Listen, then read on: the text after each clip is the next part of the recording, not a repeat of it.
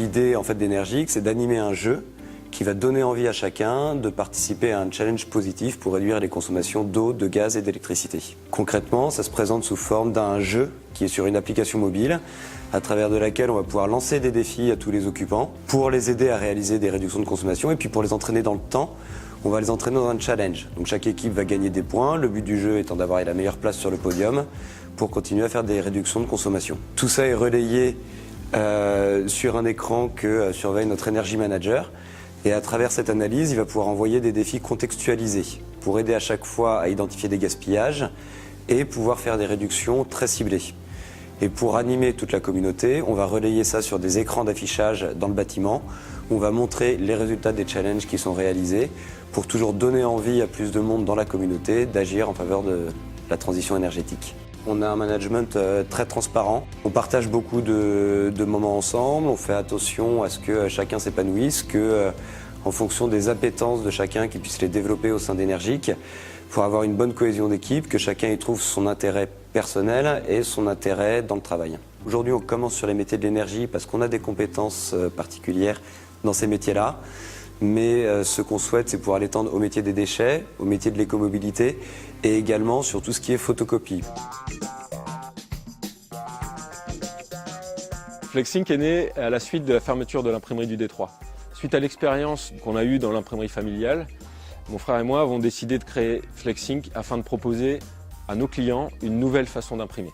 Plutôt que d'imprimer des quantités définies à l'avance, livrées en une fois, nous proposons à nos clients de leur mettre leurs documents disponibles dans un stock virtuel et de les faire consommer au fur et à mesure.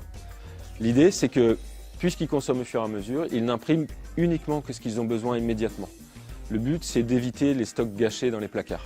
Au-delà de la gestion au mieux de nos stocks, on a vraiment vu aussi une opportunité de pouvoir, sur des documents qui ont besoin d'être mis à jour occasionnellement, de pouvoir au fil de l'année les réimprimer avec quelques petites modifications sans repartir à zéro, comme avec le modèle classique de l'impression qui est vraiment basé sur des gros volumes. Si le client n'utilise pas la totalité de son stock, à la fin de l'année, on va lui proposer de partager la valeur résiduelle.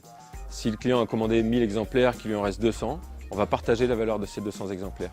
Ainsi, le client, moins il imprime, plus il est intéressé.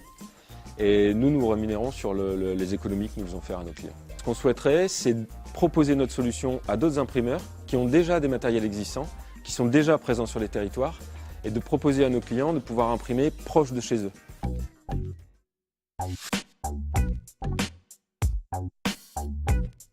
Chez Trésorium, on met en place des espaces de fabrication et de libération des idées. Ce sont ce qu'on appelle des Fab Labs, des ateliers de fabrication numérique, notamment à vocation pédagogique.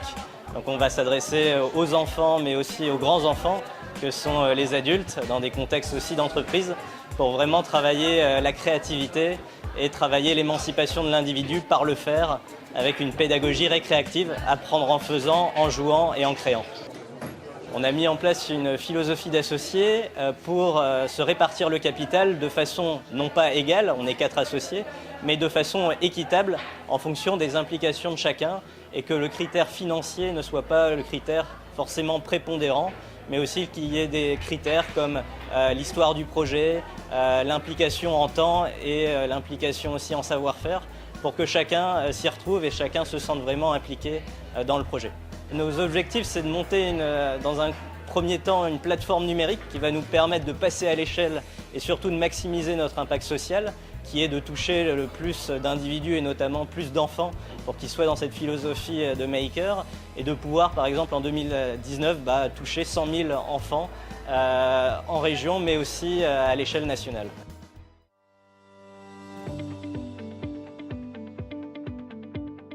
Unéole est une jeune entreprise qui développe une éolienne urbaine connectée et éco-conçue. Éolienne urbaine, de par sa forme aérodynamique spécifique, récupère un maximum d'énergie des vents perturbés qu'on retrouve en ville. Éolienne connectée, parce qu'on récupère un maximum de données de production pour réinjecter de façon intelligente dans le bâtiment l'énergie. Et éolienne éco-conçue, on a voulu faire le premier système de production d'énergie qui n'avait rien coûté en CO2 à sa fabrication, en utilisant des matériaux biosourcés comme la fibre de lin ou l'aluminium recyclé, et le tout en travaillant dans les Hauts-de-France, donc en circuit court.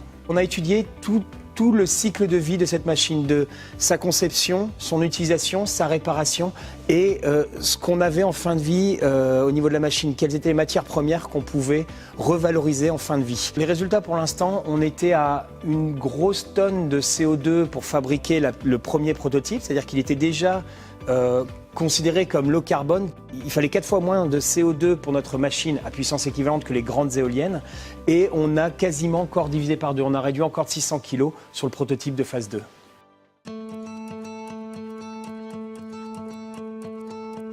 Pictotravel, c'est vraiment en fait un moteur de recherche qui détaille l'accessibilité des lieux et des moyens de transport. L'application est faite pour les personnes dites en situation de fragilité, donc ce sont des personnes en situation de handicap, des seniors, mais aussi des familles poussettes qui vont être confrontées lors d'un déplacement à des problématiques. Notre ambition, c'est donc finalement d'être exhaustif sur tout le territoire français et d'en détailler chacun de ces lieux par une accessibilité co-construite, où l'établissement vient nous donner son accessibilité en exhaustivité, et l'usager, lui, vient faire remonter son information, son expérience d'usage, afin de créer une maintenance positive dans le temps.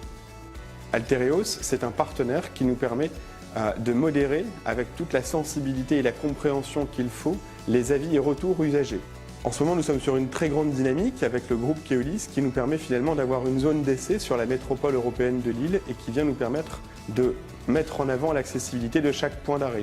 Aujourd'hui, on est une plateforme qui référence plus de 70 000 lieux accessibles. Pour 2018-2019, nous aimerions surtout finalement rendre un peu plus mature le territoire français, continuer de développer finalement notre réseau de partenaires et tout doucement aussi préparer une entrée vers l'Europe afin encore une fois de toujours être plus pertinent dans l'usage de nos usagers finaux, donc les personnes fragilisées.